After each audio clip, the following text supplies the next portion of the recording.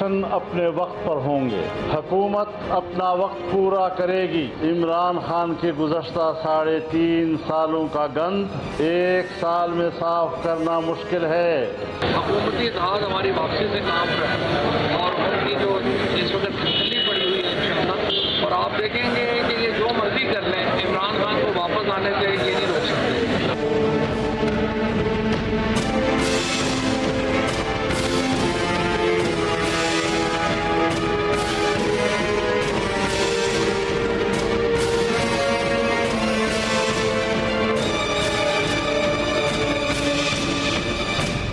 आजकल नजरें सियासत पर लगी हुई हैं, लेकिन मईशत की जो सूरत हाल इस वक्त पाकिस्तान में बनती चली जा रही है वो इंतहाई तशवीशनाक है। हालात पहले ही खराब हो गए थे, अब दिन ब दिन मजीद बिगड़ते चले जा रहे हैं। नतीजा ये हो रहा है कि पाकिस्तान के रुपए में इस रफ्तार से कमी आ रही है जो तारीख में कभी नहीं देखी। खुदा का वास्ता पाकिस्तान के ऊपर जुल्म करना बंद करें, वरना ये मईशत इतनी गहरी खाई के अंदर गिरने वाली है कि यहां से सालों लगेंगे फिर वापस निकलने के लिए। बिस्मिल्लाहिर्रहमानिर्रहीम, अस्सलाम वालेकुम। प्रोग्राम एक्सपर्ट्स में मैं आपको खुश आमदीद कहूँगी। प्रोग्राम की जानिब बढ़ते हैं नाज़रीन। इस वक्त मुल्क में शदीद सियासी कशीदगी पाई जा रही है, गैर यकीनी और इंतशार की सूरत हाल दिखाई दे रही है। पंजाब में तब्दीली के बाद PTI की जानिब से वफाकी हुकूमत पर फौरी इलेक्शन का दबाव भी बढ़ाया जा रहा है, लेकिन हुक्मरान इत्तेहाद ने दबाव को मुस्तरद करते हुए वाज़ेह पैगाम दिया है कि फौरी इलेक्शन नहीं होंगे और गवर्नमेंट अपनी मुद्दत पूरी करेगी। गुज़श्ता रात स्पीकर कौमी असम्बली ने PTI के 11 अरकान के इस्तीफ़े मंजूर करके वहाँ ज़िमनी इलेक्शन कराने का ऐलान किया है।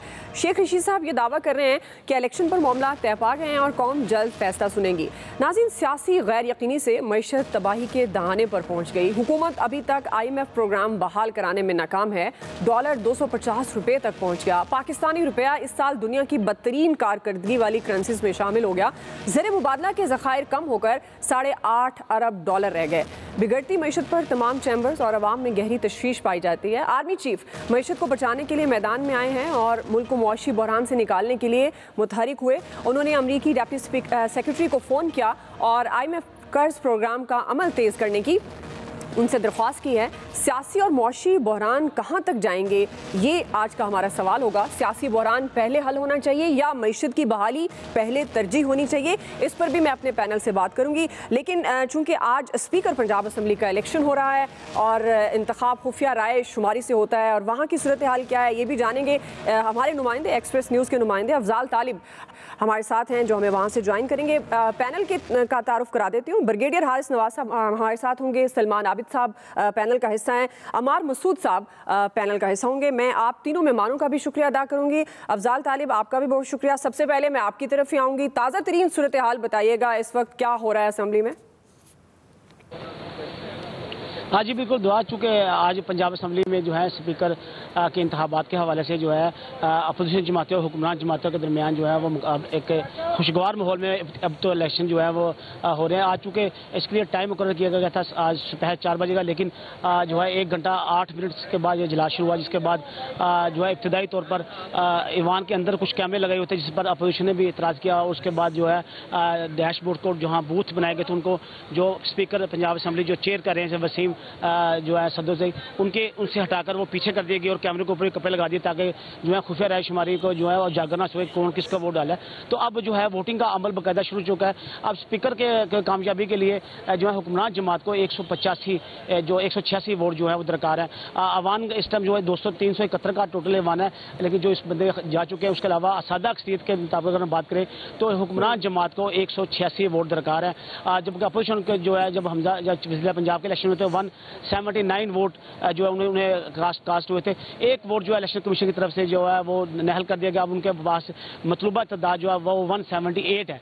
तो 178 के मुताबिक जो अगर बज़ाहिर देखा जाए तो अदाद शुमार के मुताबिक तो PTI की गवर्नमेंट के जो है सफ्तार खान जो है वो उसके हवाले से बज़ाहिर जीते नजर आ रहे हैं। क्योंकि अब अफजाल तालिब असेंबली का माहौल कैसा है? क्योंकि अनफॉर्चुनेटली हम बड़े अजीब मनाजिर देखते हैं और न्यूज़ में तो हम ये भी कहते हैं कि ऐवान मछली मंडी बन गया। तो आज सूरत हाल जैसे आप कह रहे हैं खुशगवार है? नहीं, जब पोलिंग का अमल शुरू होने लगा तो उस वक्त जो है खलील ताहर सिंधु की तरफ से पॉइंट ऑफ ऑर्डर पर बात करना चाहिए, तो उस वक्त जो है स्पीकर जो कायम चेयरमैन थे उन्होंने इजाज़त दी। उसके बाद तल्खी थोड़ी सी ज़रूर पैदा हुई और उस हवाले जो कैमरे जो है पोलिंग बूथ के ऊपर लगाए गए थे उसके हवाले से अपोजिशन की तरफ से जो है एहतजाज किया गया, जिसके बाद पैनल चेयरमैन ने जो है वो पोलिंग बूथ के ऊपर लगाए हुए कैमरे के ऊपर कपड़े डाल दिए और पोलिंग बूथ उठाकर जो स्पीकर पंजाब असम्बली जो समचेयर कर रहे हैं उनके पीछे कर दिए। उस वक्त इब्तदाई तौर पर जो सूरत गंभीर हुई थी, लगता था कि शायद इलेक्शन ना हो, लेकिन अब चूंकि पंजाब असम्बली के अंदर ऑलमोस्ट तकरीबन 1.5 घंटे से ज़्यादा जो है पोलिंग का अमल शुरू हो गया, 1 घंटे में तकरीबन 85 वोट डायल कास्ट हुए थे, अब तक तकरीबन 110 के करीब जो है वोट कास्ट हो चुके हैं जब मैं वहाँ से निकला था। तो अभी जो है ऑलमोस्ट 2 घंटे के मजीद वक्त लगेगा कि ये ऑलमोस्ट जो है वोटिंग का अमल मुकम्मल हो जाए। तो उसके बाद हाउस के अंदर जो है अभी जो है मुस्लिम लीग नून की तरफ से जो है 2 पोलिंग एजेंट मुकर्रर किए गए हैं, तारक खलील सिंधु और जो है वो भी उनके पोलिंग एजेंट है, इधर से मियां असलम इकबाल और उधर से जो है अली हैदर गिलानी जो है अपोजिशन की तरफ से उनके उम्मीदवार हैं। यहाँ मुराद रास और जो मियां असलम इकबाल जो है वो पोलिंग एजेंट के तौर पर काम कर रहे हैं। तो पोलिंग का अमल जो है वहाँ खुशगपियाँ भी लोग लगा रहे हैं, एक जो है पुरअमन जो है एक अंदाज से सिलसिला जारी है। अब देखना यह है कि इसके बाद जो है किस तरीके से जो भी पोलिंग रिजल्ट आएगा उसके अंदर वो अफजाल, हम आपसे वक्तन फवक्तन इन्फॉर्मेशन लेते रहेंगे। फिल वक्त के लिए आपका बहुत शुक्रिया। अमार मसूद साहब की तरफ आऊँगी, चूँकि ये इलेक्शन हो रहे हैं, वोटिंग का अमल इस वक्त जारी है स्पीकर के, तो ज़ाहिर है ताज़ा तरीन अपडेट हम अपने नुमाइंदे से ले रहे थे। अमार मसूद साहब, अब ये जो सिचुएशन है इस वक्त पंजाब में, जो सिचुएशन पिछले दिनों बनी और अब मामलात ज़ाहिर है CM परवेज़ इलाही साहब के पास हैं, आपके ख्याल में ये सियासी और मुआशी बहरान जो एक नज़र आ रहा है इस वक्त मुल्क में, ये सारी सूरत हाल किस तरफ जाएगी? क्या आप समझते हैं कि पहली तरजीह हमारे सियासतदानों की, हुक्मरानों की क्या होनी चाहिए, सियासत या मईशत की बहाली? अच्छा, पहले थोड़ा सा पंजाब असम्बली के हवाले से बात कर लेते हैं।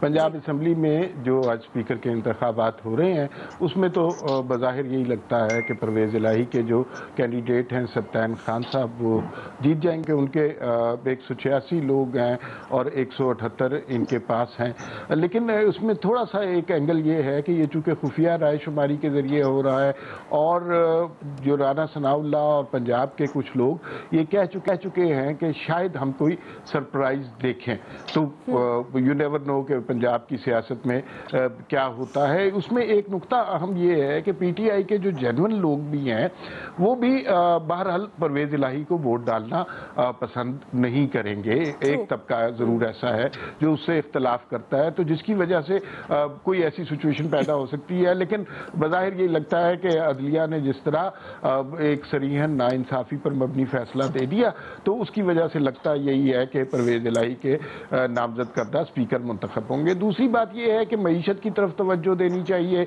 या सियासत की तरफ तवज्जो देनी चाहिए। देखिए, सियासत से ही डिराइव होती है मईशत, ये दोनों चीज़ें ओवरलैपिंग हैं, अलग-अलग नहीं हो सकती। ये नहीं हो सकता कि आप मईशत को एक अलग डब्बे में बंद कर दें। जी 2018 में इलेक्शन ये थे तो बहुत बड़ी धांधली के जरिए ये एक मुतनाज़ा इलेक्शन के जरिए हटवाया गया था। उस वक्त भी शहबाज शरीफ साहब ने कहा था कि हम ये तैयार हैं, लेकिन दूसरी जानिब एक ऐसा फासिक शख्स था जिसने ये फैसला किया कि वो चोरों के साथ, डाकुओं के साथ, हमारी फौज के कातिलों के साथ, APS के मुजरमान के साथ गुफ्तगू कर लेगा, लेकिन सियासतदानों के साथ, जमहूरी कुव्वतों के साथ बात नहीं कर सकेगा। तो वो कभी भी मईशत पर कोई सीरियस डायलॉग हो नहीं सकता।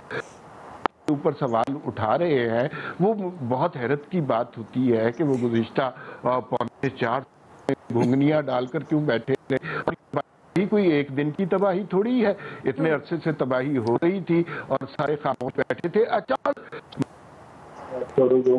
हर तरफ शुरू हो गया है, जैसे कयामत ही देखी है। कयामत कोई एक दिन में थोड़ी आती है, ये गुज़िश्ता 4 साल का खमियाजा है। तो अमार मसूद साहब, आप आर्मी चीफ एक्टिव हुए हैं मईशत बचाने के लिए, वो जो IMF कर्ज प्रोग्राम है उसके हवाले से वो बातचीत का सिलसिला उन्होंने शुरू किया है, इसको आप किस तरह से देख रहे हैं? की माशी सूरत हाल हो गई है। इस वक्त हर शख्स को, हर जमात को, हर फर्द को अपना हिस्सा कंट्रीब्यूट करना चाहिए। अगर कोई भी शख्स, मैं और आपकी सतह पर भी अगर कोई शख्स इस इकॉनमी को रिवाइव करने के लिए, लोगों की मिजरी कम करने के लिए कुछ कंट्रीब्यूट कर सकता है तो ज़रूर करना चाहिए। आर्मी चीफ ने जो अगर फ़ोन किया है अमेरिका में तो यकीनन उनके ताल्लुकात होंगे, असर होगा। बुनियादी तौर पर तो ये फॉरेन मिनिस्टर को चाहिए चले जो ही है, अगर भी इस मईशत की हेल्प हो सकती है, IMF से पैसे जल्दी मिल सकते हैं तो ये अप्रिशिएट ही करना चाहिए। सही। ब्रिगेडियर साहब, आप किस तरह से देख रहे हैं? आर्मी चीफ ज़ाहिर एक्टिव हुए हैं, अब बज़ाहिर तो लग रहा है कि गवर्नमेंट फिर नाकाम हो गई है IMF कर्ज प्रोग्राम बहाल कराने में, आप इसको किस तरह से देखते हैं? दुआ, एक बात मुझे बताइए, this is a total failure of government. अगर चीफ ऑफ आर्मी स्टाफ पर फोर्स विच वो नहीं चाहते थे कि वो बात करें, this means a total failure of federal government.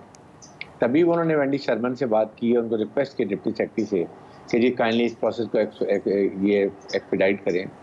Means के आपके सामने political parties, you have no reason to stay in the federal government. अगर आप ये IMF वर्ल्ड का प्रोग्राम अप्रूव हो भी आप एक्सपीडाइट नहीं करवा सकते। और उसके बाद it very easy to criticise, जो है मतलब है आपने ऑपोजिशन को करना चाहते हैं, लेकिन ये तो देखेंगे तो सबसे बड़ी पार्टी का लीडर कौन है? 13 जमातें वर्सेस एक पार्टी। I am talking as a pure Pakistani. आपको you should respect him now कि उसके इतना बड़ा मैंडेट है, तो आप कम अज़ कम एज ए हुकूमत आप इनवाइट करें as a prime minister Pakistan के, चलें जी आए इमरान साहब बैठें, मैं आपको as a prime minister invite करता हूँ, आए बैठें, डायलॉग करते हैं, and we are open to discussion right from elections, economy, politics, whatever it is, let's sit down। कम अज़ कम आवाम को एक तो बताएं कि जी हम पॉलिटिशियन पाकिस्तान के लिए फ़िक्रमंद है और पाकिस्तान के लिए हम कॉम्प्रोमाइज़ करने को तैयार हैं। अगर इमरान ने ये कहा है कि जी मैं इनके साथ नहीं बैठूंगा, तो वो उसका स्टांस है, but now he might change it because he also know this कि मुल्क के क्या हालात हैं। हुकूमत इनिशिएटिव देती है, हुकूमत सिचुएशन को डिफ्यूज़ करती है। ऊपर से मौलाना फजल रहमान की जो ये स्टेटमेंट प्रोवोकेटिव आ रही हैं, I mean he should understand कि what is happening in Pakistan. Pakistan की इकॉनमी, पाकिस्तान की सियासी। साहब, फिर तो इमरान खान साहब जब गवर्नमेंट में थे, शहबाज शरीफ ऑपोजिशन में थे, इन्होंने मिसाक मईशत की इनको ऑफर दी थी। अगर आप जिस तरह से कह रहे हैं कि हुकूमत इनिशिएटिव लेती है, क्या आपको नहीं लगता, जैसे आर मसूद साहब कह रहे हैं ये आज की बात तो नहीं है, जाहिर है ये अब बहुत बड़ा सफ़र तय कर लिया हमारी मईशत के इस दिवालियापन ने जिससे हम गुजर रहे हैं, तो उस वक्त फिर इमरान खान साहब को भी तो पहल करनी चाहिए थी, उनके साथ बैठना चाहिए था। अगर उस वक्त मिसाक मईशत हो जाता तो मेरे ख्याल है आज ये हालात ना होते। Do you agree? दुआ, मैं आपसे बिल्कुल एग्री करता हूँ, मैं अमार साहब से भी एग्री करता हूँ, बिल्कुल गलती उन्होंने की, there is no doubt. But अगर उस वक्त फिर भी वो हालात नहीं थे, अब हम एक बहुत डिफ़िकल्ट सिचुएशन में जा रहे हैं, इकनॉमिक जो है क्वागमायर में जा रहे हैं। कम अज़ कम चलो अभी तो आप, उन्होंने गलती की है तो ये हुकूमत तो जो है समझदार है, ये ना करें गलती, इन्वाइट तो करें। और उसके बाद ये ज़रूर करें। फिर सेकंड ये कि आपने 4 साल का गन ठीक है, वट एवर, आप क्यों आए? अभी भी आप कह रहे हैं कि हम अगले साल, अब अगर ये अभी कह रहे हैं कि हम 1 साल और रहेंगे, okay, then satisfy people of Pakistan कि अब 1 साल में how do you recover economy. आप आवाम को, मुझे, अमार साहब को, आपको सबको ये बताएं कि जी हमारे पास ये रोड मैप है, हम ऐसे इकोनॉमी को रिवाइव करेंगे, ऐसे पोलिटिकल सिचुएशन को रिवाइव करेंगे और इंशाल्लाह हम 6 महीने में, 4 महीने में हालात ठीक करेंगे। ओके, आई एग्री, अमार साहब एग्री, आप कर, लेकिन कहीं तो खाली ये कह देना रहेंगे हम ये करेंगे, that is not required now इस वक्त। तभी तो चीफ आर्मी स्टाफ ने मजबूरन जाके एनडी शर्मन से बात करनी पड़ी है, वो नहीं चाहते थे। The army is 100% apolitical now, they are not interested. इसलिए मेरे ख्याल में ये सिचुएशन में पॉलिटिकल पार्टीज को, लीडर्स को एक स्टेप ऊपर मुल्क के मफाद में देखना है और शो करें अवाम को जी हमें वाकई अवाम का फिक्र है, पाकिस्तान की फिक्र है और हम इसके लिए बैठे हैं। सही सही। सलमान आबिद साहब, जाहिर है जो हुकूमती इत्तेहाद है वो ये कहता है कि ये सारा कुछ इमरान खान साहब का किया धरा था, उनके गलत मुआहदे थे जिसकी वजह से आज मुआशी तबाही का शिकार हैं और हम रियासत को बचा रहे हैं। और इमरान खान साहब कहते हैं अगर सियासी अदम इस्तेहकाम ना आता तो हमारी ये हालात ना होती। आपके ख्याल में अब जाहिर है, बज़ाहिर तो ये लगता है कि ये सियासत कर रहे हैं, क्या आप समझते हैं कि इनके लिए पहली तरजीह क्या अब होनी चाहिए, मईशत की बहाली या फिर अपनी अपनी कुर्सी को बचाना? देखिए, अपनी अपनी कुर्सी से ज़्यादा अपने अपने मफादात जो है ना वो ज़्यादा इम्पॉर्टेंट हो गए हैं। नैब के अंदर तरामीम करनी थी, ओवरसीज़ पाकिस्तानियों का वोट का हक ख़त्म करना था, इलेक्ट्रॉनिक वोटिंग मशीन का खात्मा करना था, जरदारी साहब ने अपने आप को मुकदमों से बचाना था, वो बहुत सी चीज़ें तो हो गई हैं जो वो करने आए थे। अब अम्मार साहब की बातें मैंने सुनी है, मुझे लगा कि जैसे शायद रुकावट जो है ना वो इमरान खान है पाकिस्तान की सियासत में, मुज़ाकरात के कॉन्टेक्स्ट में। अभी शायद अम्मार साहब को याद नहीं होगा, पर 2 दिन पहले कौमी असम्बली में तकरीर करते हुए प्राइम मिनिस्टर शहबाज शरीफ ने इमरान खान को गैर मुल्की एजेंट करार दिया है। और उससे पहले परवेज़ अपने ये जो अपना राना सनाउल्लाह साहब क्या क्या खिताबात देते रहे हैं, मौलाना फजलुर रहमान क्या क्या खिताबात देते रहे हैं। और जिस वक्त आपने कहा कि मिसाके मईशत की बात आई थी, उस वक्त भी उन्होंने ये कहा था कि हम तो इमरान खान के मैंडेट को ही तस्लीम नहीं करते, प्राइम मिनिस्टर तो बहुत दूर की बात है। और मौलाना फजलुर रहमान ने तो कहा था कि इस असम्बली में जाके हलफ तक ना उठाएं, ये जाली असम्बली है। देखिए बात ये है कि दोनों तरफ प्रॉब्लम है ना, आप वन साइडेड होकर बात ना करें कि जी एक बंदा रुकावट है बाकी सारे राजी हैं। अच्छा बाकी आपको याद होगा कुछ दिन पिछले 2 महीने पहले, ये रजीम चेंज से पहले शहबाज शरीफ साहब ने कहा जी मसले का हल कौमी हुकूमत है, और उन्होंने कौमी हुकूमत की तजवीज़ पता क्या दी थी, इमरान खान को निकाल के बाकी सब जमातों पर कौमी हुकूमत बना दें। यानी अजीबो गरीब किस्म की गुफ्तगू। अब मसला ये है कि चले इमरान खान तो मान लिया, मैं इनकी बात मान लेता हूँ कि वो ढटाई में पड़े हुए हैं, ज़िद्दी हैं, बात नहीं करना चाहते, चोर समझते हैं, डाकू समझते हैं।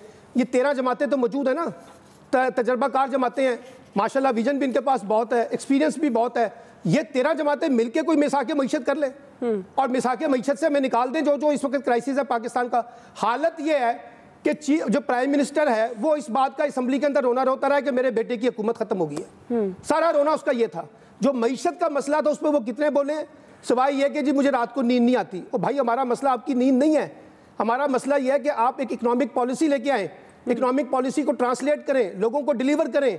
ये जो अभी जनरल बाजवा साहब जाके बात कर रहे हैं, ये उनका डोमेन तो नहीं है ना, ये तो डोमेन प्राइम मिनिस्टर का है ना, वजीर खारजा साहब का है ना, जाएं जाके बात करें। लेकिन प्रॉब्लम ये है कि इस अनसर्टेनिटी के अंदर, एक गैर यकीनी सूरत हाल में, कौन सा मुल्क आपके ऊपर इन्हिसार करेगा, कौन सा मुल्क आप पे भरोसा करेगा, IMF क्यों आप पे भरोसा करेगा, कल का पता नहीं है कि हुकूमत रहनी है क्या हो। अब आप देखिए ना मेरी बात सुनिए, कल तक कौमी असम्बली के स्पीकर ने कहा कि मैं उस वक्त तक इस्तीफे कबूल नहीं करूंगा जब तक फर्दन कोई रुकन मेरे पास आके इसकी तस्दीक नहीं करेगा। ये रातों रात लगता है कि स्पीकर के पास ख्वाब में गए थे ये 11 अरकान, और उन्होंने ख्वाब में जाके उनको ख्वाब सुनाया था कि जी हम इस्तीफा देना चाहते हैं, हमारा इस्तीफा कबूल कर लें, और उन्होंने रात में इस्तीफा कबूल कर ली। देखिए बात यह है, इस महाजराई की सियासत जो पैदा की जा रही है, चाहे वो इमरान खान साहब की तरफ से हो, चाहे वो उधर हुकूमत की तरफ से हो, इसका अल्टीमेट नुकसान कौन उठा रहा है? रियासत पाकिस्तान, पाकिस्तान के अवाम।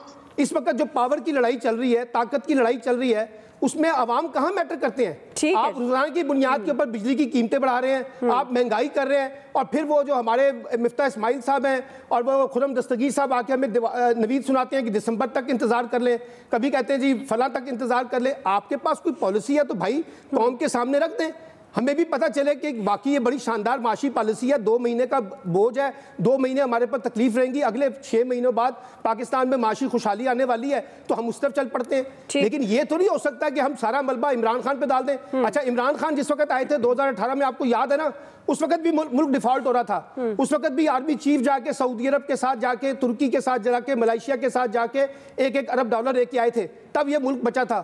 अगर नवाज शरीफ साहब बड़ी शानदार इकॉनमी छोड़ के गए थे तो उस वक्त हमें ये 3-4 अरब डॉलर रुपए की जरूरत क्या पड़ गई थी जो हम जाके लोगों से मांग रहे थे। इसलिए पाकिस्तान में प्रॉब्लम यह है, जो भी हुकूमत होती है ना, वो मलबा जो है खुद लेने की बजाय दूसरों पे डाल के अपने आप को बचाने की कोशिश करती है। और इस वक्त भी किसी के सामने मईशत से का सवाल नहीं है, इस वक्त भी सबके सामने अपने अपने इक़्तिदार की जंग है जिसमें उसने पूरी कौम को उलझाया हुआ है। बिल्कुल, और ये दोनों अनफॉर्चुनेटली ऐसा ही हो रहा है। अब ब्रेक ले रहे हैं नाज़रीन, ब्रेक से वापस आएंगे। हम सवाल ये रखेंगे, इमरान खान साहब अर्ली इलेक्शन का मुतालबा करते हैं, लेकिन वो पार्लियामेंट में उनके साथ बैठना नहीं चाहते। उन्होंने खुद कहा वो डाकू से बातचीत नहीं करना चाहते। परवेज़ रशीद साहब ने भी, शेख रशीद साहब ने भी एक पेशगोई की है। वो ये कहते हैं कि बहुत जल्दी इलेक्शन होंगे, मामलात तय पा जाएंगे। हम सवाल ये रखेंगे कि वाकई अर्ली इलेक्शन की तरफ जा रहे हैं, इमरान खान साहब संजीदा हैं, और ये हुकूमती इत्तेहाद जो कि कहता है गवर्नमेंट अपनी मुद्दत पूरी करेगी, इनका क्या स्टांस होगा? इन सारे सवालों को रखेंगे ब्रेक के बाद।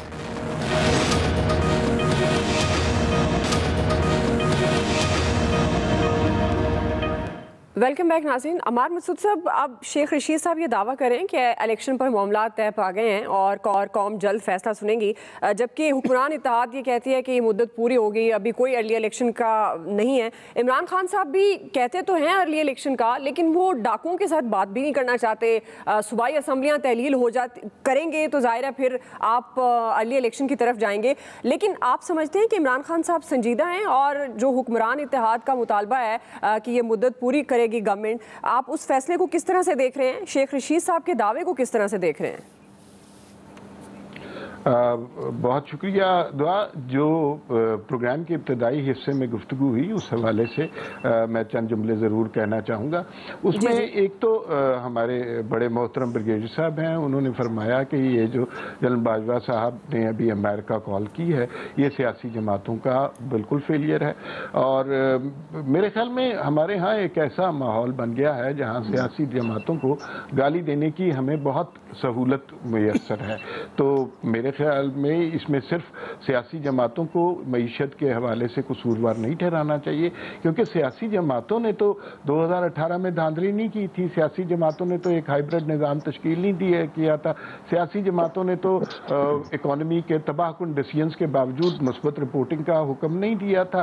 सियासी जमातों ने तो इस हुकूमती इत्तेहाद ने तो गाली और इल्ज़ाम का कल्चर नहीं दिया था। तो ये तो इसके डांडे तो कहीं और से मिलते हैं। दूसरा, हमारे बहुत मोहतरम दोस्त हैं सलमान आबिद साहब, उन्होंने फरमाया कि अभी मौलाना फजलुर रहमान ने ये फरमाया कि ये इमरान खान इसराइली एजेंट है, ये वो। तो मेरे ख्याल में वो बहस कुछ इस नहज पर पहुंच गई कि किसने बड़ी गाली दी है और कौन ज़्यादा बदगुफ्तार रहा है। तो इस मामले में कोई शख्स भी इमरान खान का मुकाबला नहीं कर सकता। वो मौलाना फजलुर रहमान को डीजल कहते हैं, आसिफ जरदारी को चोर कहते हैं, कभी नवाज शरीफ को काफिर कहते हैं, हमजा शहबाज को कुकड़ी कहते हैं। फिर वो अपनी ज़ात तक महदूद नहीं है, उन्होंने एक ऐसी नस्ल और सोशल मीडिया पे एक ऐसा कल्चर तख्लीक किया है। मैं तजुर्बे के तौर पे आपको बता सकता हूँ कि अभी मैं अभी जो है मैं अपने ट्विटर पर, और कुछ लोगों को मार्क किया हुआ है अपने ट्विटर पर, मैं अगर कलमा तैयबा भी ट्वीट करूं तो उसके नीचे आप देखिएगा 200-250 लोग माँ बहन की गाली देंगे। तो ये एक कल्चर है, एक माइंडसेट है जिससे लोग फाइट आउट कर रहे हैं। तो ये कहना कि किसने बड़ी गाली दी, तो उसमें इमरान खान साहब का सानी कोई भी नहीं है। जहां तक इलेक्शन के हवाले से आपने गुफ्तगू की तो उसमें बड़ी वाज़ेह सी बात है। एक कॉन्स्पिरेसी थ्योरी ये है कि ये जो मौजूदा हुक्मरान इत्तेहाद है इसको हुकूमत दी गई 3-4 महीने के लिए, और इमरान खान की हुकूमत की नाकिस कारकर्दगी का सारा मलबा इनके ऊपर डाल दिया गया, जिससे इमरान खान की शोहरत में इजाफा हुआ। वो मजलूम भी बन गए, इस मुल्क की इकॉनमी को तबाह करने के बावजूद वो मासूम भी बन गए। और जब वो मासूम बन गए हैं तो फिर उसके बाद इलेक्शन फटाफट करवा दिए जाएं। ये हुकूमती इत्तेहाद अब अगर हुकूमत में आया है, देखिए इकॉनमी की सूरत हाल तो रफ्ता रफ्ता ही ठीक होगी, लेकिन चंद आईनी का तरामीम ये जरूर कर सकते हैं। नैब के हवाले से, EVM के हवाले से, जुडिशल कमीशन में जो कुछ हो रहा है उसकी तरफ हमें नजर करनी चाहिए। बहुत कुछ आईनी तौर पर असम्बली में हो सकता है, इसलिए कि इस वक्त असम्बली में एक गालम गलोच ब्रिगेड मौजूद नहीं है। तो यहाँ पर तसल्ली से कुछ कवानीन पास करवाए जा सकते हैं, कुछ आईनी तरामीम करवाई जा सकती हैं। और शहबाज शरीफ साहब का ये कहना है, मेरी ज़ाती तौर पर मुलाकात हुई और वो ये फरमा रहे थे कि देखिए हम इस वक्त मुश्किल फैसले कर रहे हैं और कोई हुकूमत खुशी से महंगाई नहीं करती। इसमें कुछ इंटरनेशनल प्रेशर है और कुछ माजी की पॉलिसियों का कसूर है, लेकिन हमारा दावा है, ख्वाहिश है, उम्मीद है, तवक्को है कि अगला बजट जब हम पेश करेंगे उस वक्त तक हम चीज़ें कंट्रोल में कर चुके होंगे, महंगाई कम कर चुके होंगे, पेट्रोल की प्राइस इंटरनेशनली कम हो चुकी होगी, आवाम को रिलीफ देंगे। तो हम सिर्फ जूते खाने और गालियां खाने के लिए नहीं आए, हमें रिलीफ लोगों तक पहुंचाने के लिए अगला बजट पेश करना चाहिए और उसका वक्त मिलना चाहिए। ये जो ऊपर नीचे दाएं बाएं से आवाजें अचानक अर्ली इलेक्शन की हो गई हैं, कौन ये फैसला करेगा कि अर्ली इलेक्शन करेगा? ये हुकूमती इत्तेहाद और ये पार्लियामेंट में फैसला होगा, ये कोई इधर उधर से फैसला नहीं होना चाहिए।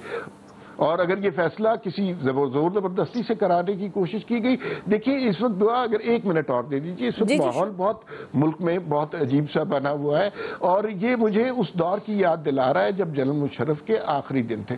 उस वक्त भी परवेज इलाही साहब फरमाया करते थे कि हम 100 दफ़ा एक वर्दी में सदर को मुंतखब करेंगे। उस वक्त भी जुडिशरी में इख्तलाफात सामने आ रहे थे, उस वक्त भी मीडिया में एक डिवीजन कायम था, उस वक्त भी जो वकील जो है मुतहर्रिक हो रहे थे, बार एसोसिएशन मुतहर्रिक हो रही थी। उसका नतीजा क्या हुआ वो हमने देख लिया। तो मेरे ख्याल में अब कुछ लोगों ने अपनी हथेली में मुट्ठी को, रेत को कैद किया है और जितनी जोर से वो इस हाइब्रिड निज़ाम को थामने की कोशिश करते हैं, रेत उतनी तेजी से फिसल रही है उनके हाथों से और वो चीज़ों का कंट्रोल ख़त्म हो रहा है। हर तरफ से आवाज़ें जो उठना शुरू हो गई हैं और ये आवाज़ें उठना बहुत ही अच्छी रवायत है। जमहूरियत इसी तरह आगे चलती है। जी ब्रिगेडियर साहब, इलेक्शन अपने वक्त पर होंगे। हुक्मरान इत्तेहाद मौलाना फजलुर रहमान इस फौरी इलेक्शन की जो बात कर रहे हैं, पाकिस्तान तहरीक इंसाफ उस दबाव को उन्होंने मुस्तरद किया है कि इस फैसले को आप किस तरह से देखते हैं? देखें, बात यह है कि सोचना ये है कि अगर मिसाल के तौर पे अगले से इलेक्शन होती हैं अगस्त में, इमरान खान साहब पंजाब में और KPK में बैठे हुए हैं, अवाम उनके साथ हैं, 150 लोग असम्बली से बाहर हैं। एक तो I don't give value to this assembly जिसमें सबसे बड़ी मुल्क की पार्टी जो है एज ए सिटीजन मैं बात कर रहा हूँ कि वो वहाँ पर नहीं है। एक जो कि मैं बिल्कुल मानता हूँ कि इमरान साहब की बहुत बड़ी गलती है, he should have never left ये पार्लियामेंट और इसको पार्लियामेंट बैठ के इसको फॉल करते, इंपॉर्टेंस देते अगर वहाँ फैसले होते।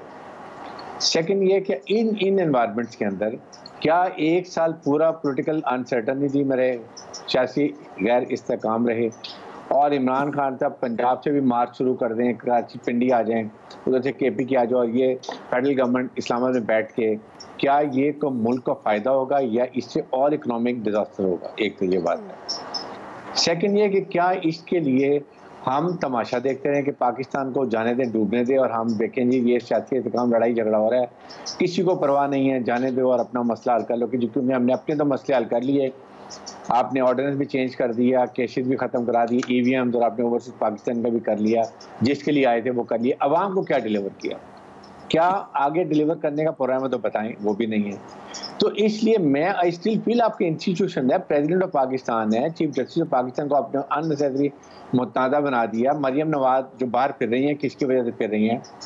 नवाज शरीफ साहब बाहर गए थे, किसकी वजह से गए थे? शहबाज शरीफ हमला, शहबाज शरीफ को बेल मिली हुई है 24 बिलियन के केसेस के अंदर, वो किसकी वजह से हैं? लाहौर में ये डिप्टी स्पीकर का जो इंसिडेंट था, मैंने रात को अदालतें खुली, वो कब खुली थी? तो ये अगर एक डिसीजन आपके खिलाफ है, डोंट मेक कंट्रोवर्शियल हमारी ये जुडिशरी को। आर्मी जो काम से जल्दबाजवा कर रहे हैं ये वाकई, और मैं आई एग्री कि हमारे से बातचीत कर रहे हैं, ये हमारे पॉलिटिकल लीडरशिप का काम है। लेकिन पहले भी वो यही करते रहे, आप सऊदी अरब, UAE, चाइना पहले भी पैसे लेकर, अब भी उन्होंने अमेरिका से बात की है, जो कि उनका काम नहीं है। लेकिन इसलिए अवाम क्या देखते हैं? अवाम मजबूरन फिर उठ के वही देखेंगे जी फौज एस्टैब्लिशमेंट। ये नहीं होना चाहिए। आपकी गवर्नेंस इतनी अच्छी क्यों ना हो, आप इतनी अच्छी अवाम को डिलीवर क्यों ना करें कि अवाम फौज की तरफ नहीं देखें, लाइक टर्की की तरह देखें। फौज आई थी तो लोग टैंकों के आगे लेट गए थे। तो इसलिए इस वक्त यही है कि इनको किसी को बिठाना चाहिए, इनको अगर ये खुद नहीं बैठते और अलग बात करें, डिस्कस तो करें ना, अर्ली इलेक्शन करने हैं या क्या आप 6 महीने 8 महीने चाहती है गवर्नमेंट के जी हमें भी मिलना चाहिए, तो ठीक है आप केयर टेकर बनाएं, नेशनल गवर्नमेंट बना लें, वो मुश्किल डिसीजन फैसले करें, इकोनॉमी रिवाइज करें और अगले इलेक्शन की सब उनको डेट दे देंगे, अगस्त में इलेक्शन होंगे, उस वक्त तक ये अपना जो करना कर लें। इमरान खान मानते हैं नहीं मानते, वो that is a different question. तो कहीं ना कहीं आपको ये हल निकालना है। इस तरह हम सब बैठ के तमाशा देखें और मुल्क तबाह होता जाए, I think this is very unfair and we should not sit by. Salman Abid साहब, आपको ये हल नज़र आ रहा है होता हुआ? क्योंकि अब अगर ज़िमनी इंतखाब होते हैं, जिन 11 अरकान के इस्तीफ़े मंजूर हुए हैं और शेख रशीद साहब ये कह रहे हैं कि जनरल इलेक्शन की तरफ हम बढ़ रहे हैं, सिचुएशन तो ज़ाहिर है सियासी तौर पर उस तरह से नहीं नज़र आ रही कि मामलात अच्छी तरफ जाएँ। आपको क्या लग रहा है कि जो एक पाकिस्तान तहरीक इंसाफ है, क्या वो ज़िमनी इंतखाबात में जाएगी? उनकी पॉलिटिकल मूव क्या हो सकती है?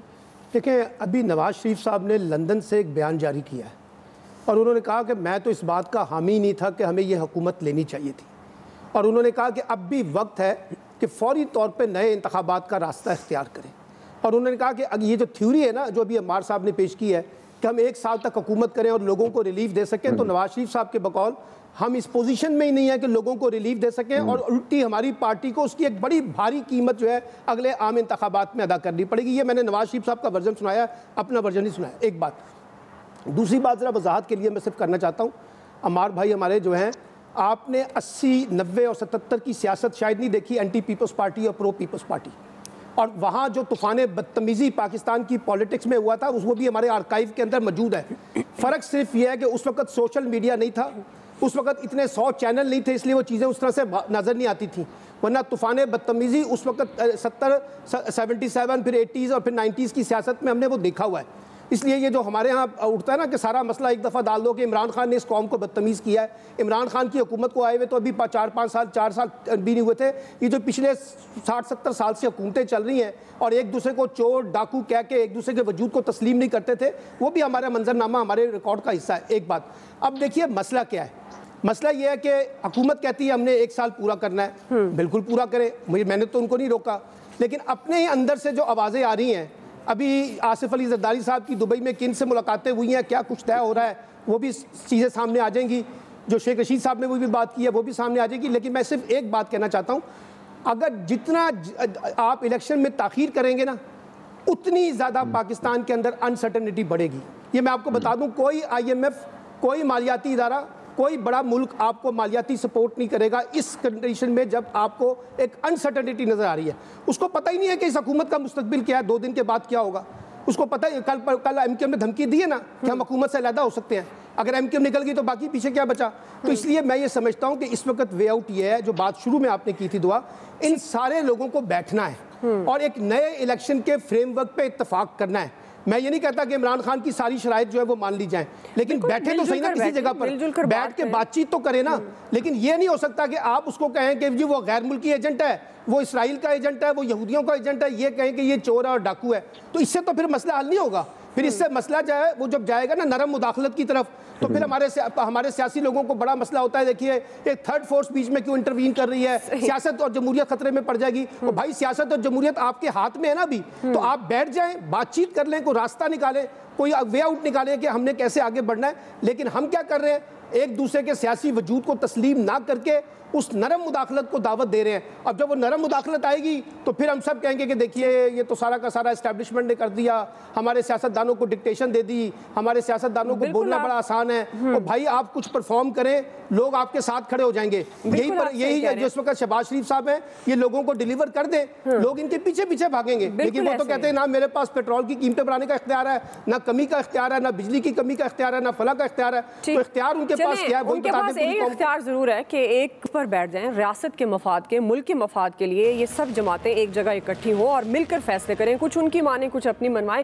लेकिन अल्टीमेटली वो किया जाए जो रियासत के फ़ायदे में हो, लोगों के, आवाम के फ़ायदे में हो। नाज़रीन ब्रेक ले रहे हैं हम जी, ब्रेक से वापस आएंगे, यहीं से कंटिन्यू करेंगे।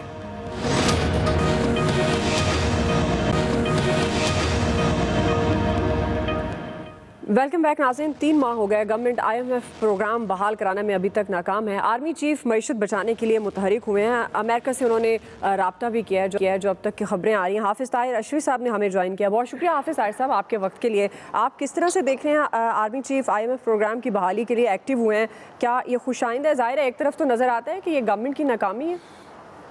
बिस्मिल्लाहिर्रहमानिर्रहीम, नहमदुहु व नुसल्ली व नुसल्लिमु अला रसूलिल करीम।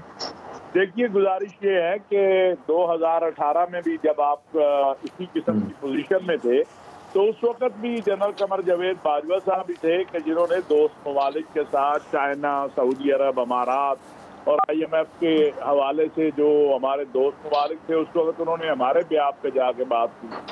तो उस वक्त भी उन्होंने की। फिर दरमियान में कई मौके आए जब जनरल कमर जावेद बाजवा साहब भी जाके बात करते थे।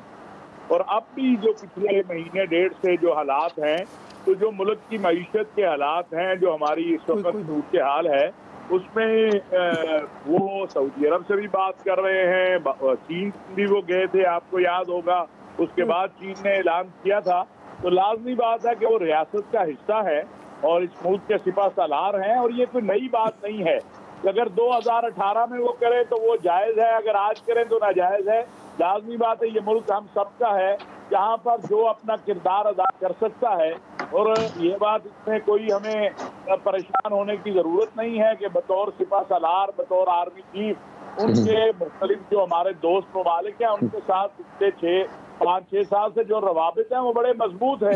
तो अगर उन्होंने इसमें अपना किरदार अदा किया है और कर रहे हैं तो ये मैं समझता हूँ मुल्क और कौम के लिए कर रहे हैं। इस पर हमें उनका शुक्रगुजार होना चाहिए, बजाय इसके कि हम कहें कि जो हमारे लिए किया है वो तो दुरुस्त है और जो दूसरे के लिए आप कर रहे हैं भाई पाकिस्तान के लिए हम सब ने करना है।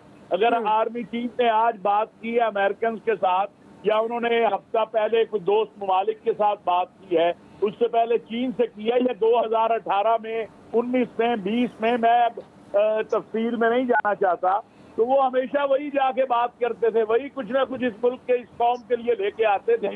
नहीं तो वजीर खजाना से आप पूछ लें, जो हमारे साबिका शौकत तरीन साहब हैं वो आपको बता देंगे। तो मैं समझता हूँ इस वक्त जो हमारी माशी सूरत हाल है, बहुत ज्यादा हमारे लोग परेशान हैं, ताजर भी परेशान है, बिजनेसमैन भी परेशान है, सनतकार भी परेशान है। उसमें हर किसी को अपना किरदार अदा करना चाहिए ताकि हम इस सूरत हाल से निकलें। और जब तक हम बाहमी इत्तेहाद से आगे नहीं बढ़ेंगे और ये जो एक दूसरे पे तानाजनी है या एक दूसरे, इससे आगे नहीं जाएंगे, पाकिस्तान को बतौर रियासत के, बतौर मुल्क के लेके आगे नहीं चलेंगे, उस वक्त तक इन मसाइब और मुश्किलात से हम नहीं निकल सकते। तो जो बाजवा साहब ने राब्ता किया या उन्होंने वहाँ उनसे बातचीत की है, वो दूसरे दोस्त ममालिक से भी कर रहे हैं। मेरा ख्याल है ये कोई ऐसी बात नहीं है जिसपे किसी को परेशान होना चाहिए या तानाजनी करनी चाहिए। ये माजी में भी होता है और ये तसलसल है आपका, ये नहीं है कि खाली जो है आज का ये वाकया है। मैं बहुत सारी चीज़ों का चूँकि आईनी शाहिद हूँ, गवाह हूँ। और ठीक, हाफिज ताहिर साहब माजरत के साथ मेरे सारे पास वक्त खत्म हो गया है। आपका बहुत शुक्रिया। अमार मसूद साहब, ब्रिगेडियर रिटायर हारिस नवाज साहब, सलमान आबिद साहब, आपका भी बहुत शुक्रिया। आज के एक्सपर्ट से इतना ही। फीडबैक दीजिएगा, ख्याल रखिए, अल्लाह हाफिज।